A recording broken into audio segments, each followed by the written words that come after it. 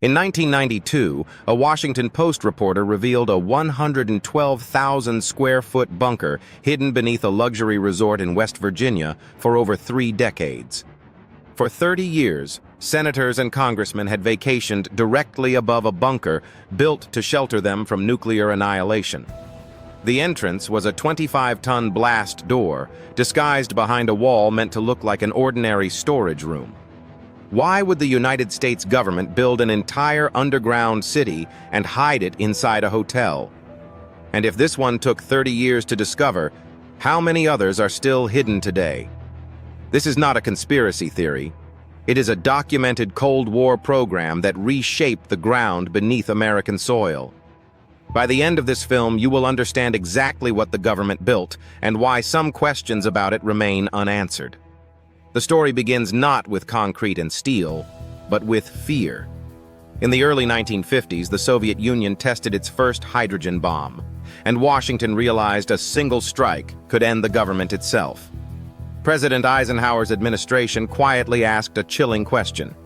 If the capital vanished in an instant, who would still be alive to lead the country? The answer became a classified program with an unassuming name: continuity of government. Engineers, architects, and military planners were sworn to secrecy and given a nearly impossible task. Build cities that could function after the world above them stopped existing. One of the first sites chosen was a granite mountain straddling the Pennsylvania and Maryland border. Workers blasted tunnels deep into solid rock, creating what would become known as the Raven Rock Mountain Complex. Local residents saw trucks and construction crews for years, yet were never told what was actually being built inside the mountain. Some assumed it was a mine, others a military storage depot. But the truth was far stranger. Nicknamed the Underground Pentagon, Raven Rock was designed to keep the nation's military command running through a nuclear war. Not far away, in the Blue Ridge Mountains of Virginia, a second facility rose from a hollowed-out ridge called Mount Weather. Mount Weather held underground offices, dormitories, and enough supplies to sustain government operations for months without ever surfacing. Officials referred to it only in whispers, and even now its exact daily functions remain classified. Then, in the Allegheny Mountains of West Virginia, planners approached the owners of an elegant vacation resort called the Greenbrier. They offered a quiet deal: allow us to build beneath your hotel, and no one outside this room will ever know. Construction crews posed as ordinary contractors, telling curious guests they were simply adding a new hotel wing. Beneath that wing, workers excavated 2 full floors, 720 feet down, reinforced with concrete built to withstand a blast. The finished bunker stretched over 112,000 square feet, larger than 2 football fields laid end to end. Inside were 18 dormitories, a 400-seat cafeteria, a hospital, a pharmacy, and even a holding cell. There was a television studio built to broadcast the illusion that Congress still met in Washington, even if it didn't. For this plan to work, one truth had to survive along with the officials: the American public could never know it existed. Journalists who worked near the resort noticed odd details for years: guarded doors, unmarked trucks, and a wing no guest could enter. Rumors spread quietly among locals, but no one had proof, and government denials closed every door reporters tried to open. Then, in 1992, a Washington Post reporter obtained internal documents confirming what decades of rumors had only guessed at. The story broke nationally, and within weeks, the government publicly acknowledged the Greenbrier bunker and permanently decommissioned it. For the people who had guarded its secret entrance for 30 years, the exposure felt less like scandal and more like grief. One former staffer later described watching his life's most guarded secret become a tourist attraction almost overnight. But if the Greenbrier bunker existed in complete secrecy for 3 decades, a harder question follows. How many similar facilities were never exposed by a reporter and remain undisclosed today? Government reports from the 1950s referenced a series of relocation facilities, without ever naming all of them. Some declassified budget documents mention funding for sites whose locations were redacted, even decades later. This does not prove hidden cities remain undiscovered, but it does confirm the government never claimed to reveal everything. In Colorado, a different kind of underground fortress was built, and this one was never meant to be secret at all. Cheyenne Mountain, headquarters of NORAD, was carved directly into granite, its blast doors visible to anyone driving past. Unlike Raven Rock or the Greenbrier, its purpose was announced publicly: monitor the skies for a Soviet nuclear attack. Inside, engineers built an entire self-contained facility mounted on massive steel springs, designed to absorb the shock of a direct nuclear strike. The springs allowed the complex to sway rather than shatter, a detail so unusual that early visitors assumed it was fiction.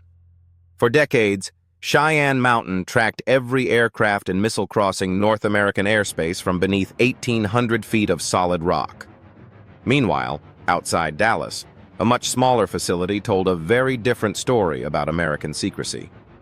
In Denton, Texas, the government built a 50,000-square-foot bunker 58 feet underground for regional civil defense workers. Unlike Greenbrier, this facility was reported in local newspapers even as it was being built. And yet locals still show up occasionally, convinced it hides missiles, prisoners, or the president himself.